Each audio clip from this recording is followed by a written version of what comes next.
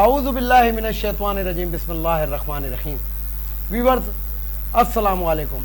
Viewers میں ہوں آپ کا میزبان سید احمد سمیع اور آپ دیکھ رہے ہیں سید احمد سمیع یوٹیوب چینل راولپنڈی اسلام آباد سے.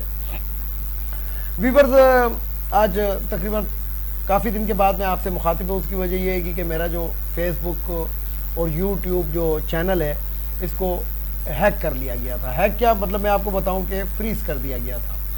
اور دوسرا میں آپ کو بتاؤں کہ جو میرے گھر کا انٹرنیٹ ہے اور جو میرا آفس کا انٹرنیٹ ہے اس کو بھی بند کر دیا گیا تھا. یعنی کہ میں نے بہت کمپلینیں بھی کرائیں, سب کچھ کیا, لیکن بہرحال وہ جو انٹرنیٹ تھا میرا, کیونکہ میں پی ٹی سی ایل کا انٹرنیٹ استعمال کرتا ہوں, تو اس کو بند کر دیا گیا تھا.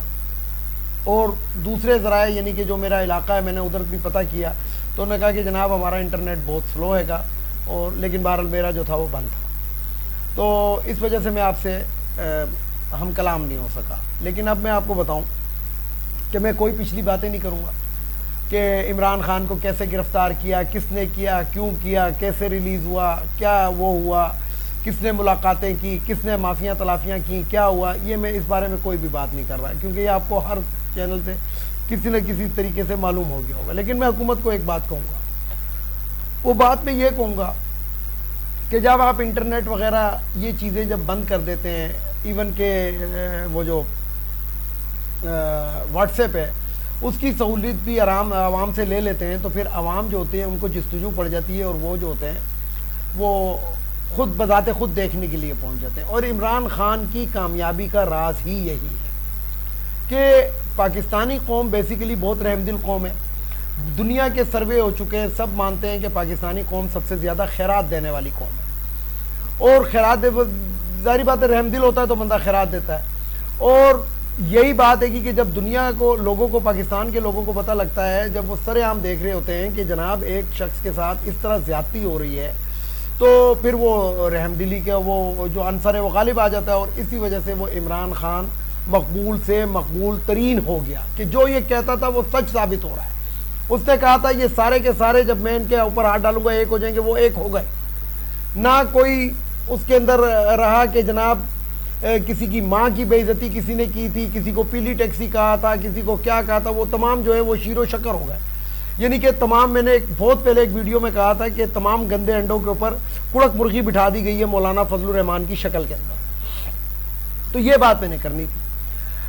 اب آج کی بات ہم کریں گے کہ مولانا فضل الرحمان جو فساد عالم ہے, جو فساد الاسلام کہلاتا ہے, یعنی کہ اگر اسلام کے اندر, پاکستان کے اندر کوئی فتنہ ہے تو وہ یہ مولانا فضل الرحمان کی شکل میں موجود ہے. تو مولانا فضل الرحمان نے آج سپریم کورٹ کے باہر وہ جو دھرنا شرنا دینا تھا, اور جو یعنی کہ پہلے تو دیکھیں کہ دفعہ 144 کی کس طرح خلاف ورزی ہو رہی ہے, اور یہ میں بتاؤں کہ یہ عمران خان کی مزید مقبولیت کو یہ وہ کر رہے ہیں. کیونکہ پاکستان, یہ مولانا فضل الرحمان کے ساتھ کون لوگ ہیں, اس کے مدرسے کے طالب علم جو ان کو پتہ ہی نہیں ہے اے سے ایپل اور بی سے بال ہوتا ہے, یہ بھی ان کو نہیں پتہ, جاہل لوگ ہیں بیسیکلی.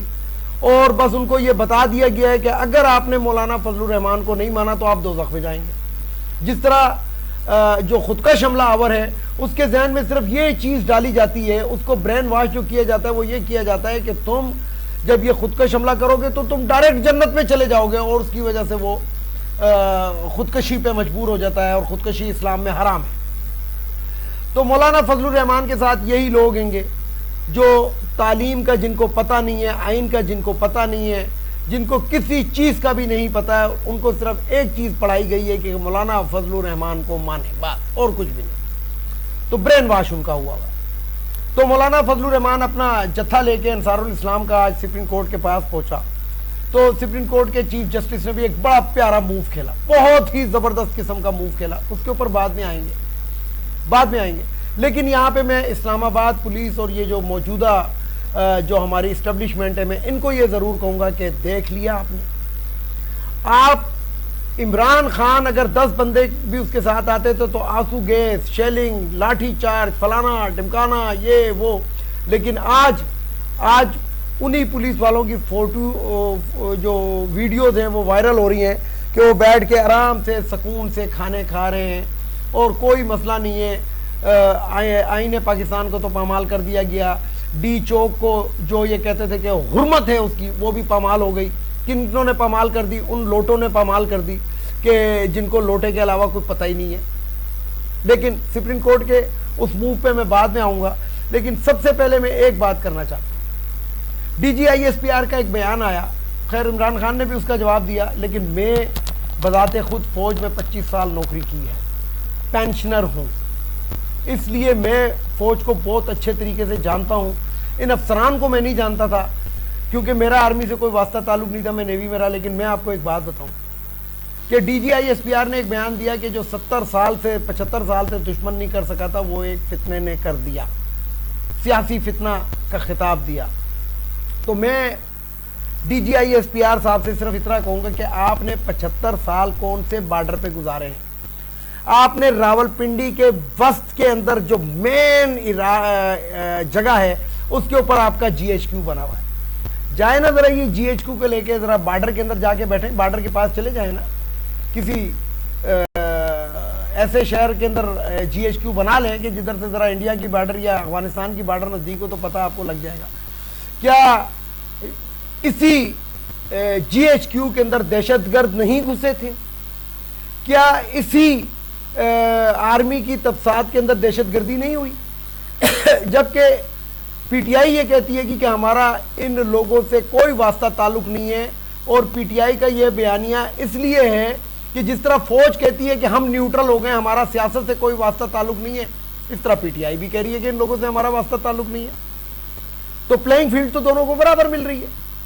اور وہی مریم نواز کہتی تھی کہ پلینگ فیلڈ برابر ہونی چاہیے. اب آتے ہیں ذرا D G I S P R کی اس بات کی جانب. تو مجھے یہ بتائیں D G I S P R صاحب کہ آپ نے کون سی دشمن کے ساتھ جنگ جو ہے وہ فرنٹ لائن کے اوپر جا کے لڑی ہے؟ آپ نے کون سے کارنامے سر انجام دیے ہیں جو آپ کی چھاتی جو ہے اس کے اوپر یہ اتنے میڈلز لگے ہوئے ہیں, آپ میجر جنرل تک پہنچ گئے ہیں اور آپ کی چھاتی پہ اتنے میڈل لیں گے ایسا لگتا ہے کہ جیسے افغانی ٹرک ہے. جتنے تمغے, جتنے ستارے, جتنے آپ افسران کو ملتے ہیں, مجھے بتائیں نا کہ 75 سال سے آپ نے کتنا علاقہ قبضہ کیا ہے, آپ نے کتنے دشمنوں کو جناب جسے کہتے ہیں کہ گھٹنوں پہ بٹھایا ہے, جس کو کہتے ہیں کہ ان کو نہتا کیا ہے یا ان پہ غلبہ حاصل کیا. کوئی بتائے, ہمیں بھی تو بتائے نا. واحد ایک پرویز مشرف کا دور ایسا تھا, اور مشرف صاحب ایک ایسا جرنیل تھا, میں اس شخص کو سلام پیش کرتا ہوں پرویز مشرف کو, کہ اس نے دشمن کو کارگل کے محاذ کے اوپر گردن سے دبوچ کے رکھا ہوا تھا. لیکن اس کے اندر بھی پھر جو آئی ایس آئی کا چیف تھا, جنرل محی الدین اس کا نام تھا, وہ غداری کر رہا تھا اور نواز شریف کو کچھ اور کر رہا تھا. تو آپ کی اپنی تاریخ اس سے بھری ہوئی ہے. جنا ہاؤس کا جو ڈرامہ کر رہے ہیں یہ اوریا مقبول جان, ان تمام نے اس کو کلیئر بھی کر دیا. لیکن میں بھی تاریخ کا ایک چھوٹا سا طالب علم ہوں. قائد اعظم محمد علی جناح نے, وہ کوئی جناح ہاؤس نہیں تھا, وہ انہوں نے اپنے ذاتی پیسوں سے خریدی تھی. ذاتی پیسوں سے خریدنے کے بعد اللہ تعالیٰ نے ان کی زندگی جو تھی اس نے وفا نہیں کی. اللہ تعالیٰ نے ان کو زندگی جو تھی وہ اتنی طویل نہیں دی تھی. اس کے بعد یہ پنجاب حکومت کے پاس آ گیا تھا, پھر مختلف محکموں کے اندر رہا, اور اب جو ہے وہ آرمی کے پاس ہے. تو اس کو جناح ہاؤس کا آپ نام دے رہے ہیں. تو بات یہ ہے کہ جناح ہاؤس کی اگر آپ بات کر رہے ہیں تو محترمہ فاطمہ جناح جو تھی, جو مادر ملت کا جن کو خطاب قائد اعظم کی زندگی کے اندر ملا تھا, ان کے گھر کی جو بے حرمتی آپ لوگوں نے کی تھی ایوب خان کے دور کے اندر انہی فوجی افسران نے, تو کیا اس کی کوئی بات کریں گے؟ مادر ملت جب وفات پا گئی تھی تو ان کے جسم کے اوپر جو ان کو نہلانے والی خواتین تھیں, غسل دینے والی, وہ کہتی ہے کہ ان کے جسم کے اوپر تشدد کے نشانات تھے. اس سے بڑی بات میں آپ کو کیا کہوں. تو بات یہ ہے کہ D G I S P R صاحب, آپ ذرا تاریخ کو بھی دیکھا کریں. جب اور وہ جو بقول عمران خان کے کہ آپ پیدا بھی نہیں ہوئے تھے تو اس وقت وہ پاکستان کا نام روشن کر رہا تھا دنیا کے اندر, اور وہ عمران خان نے بڑے تفصیلی آپ کو جواب دیا ہے. میرا خیال ہے کہ وہی آپ کے لیے بہت ہے. لیکن میں ایک بات آپ کو اور بھی بتاؤں کہ جو ہمارا حافظ ہے, جو آرمی چیف بنا ہوا ہے, جس کا کام ہی اب یہ رہ گیا کہ اکاؤنٹ بند کر دو, اکاؤنٹ فریز کر دو, یہ کر دو, اس کو اٹھا لو, عمران ریاض کو اٹھا لو, اس کو یوں کر دو, تشدد کر دو, ننگا کر دو, فلانا, جو کام ہی یہ رہ گیا. تو آپ لوگ اسی کام کی فوج رہ گئے جہاں تک میرا خیال ہے. کیونکہ دشمن سے لڑنا تو وہ تو ایئر فورس نے لڑنا ہے یا نیوی نے لڑنا ہے, آپ لوگوں نے تو لڑنا ہی نہیں. ایک کنسپٹ جو تھا وہ آپ کا ہمیں پتہ لگ چکا. اب آپ غداری کے مقدمے بنائیں، جو مرضی بنائیں. جب عمران خان کو عوام نے ان چیزوں سے چھڑا لیا، آپ لوگوں کے شکنجے سے نکال لیا، تو یہ میں آپ کو بتا دوں کہ غداری کا مقدمہ بھی اس کا کچھ نہیں کر سکے گا، اور یہی عدالتیں ہوں گی اور وہ سرخرو ہوگا.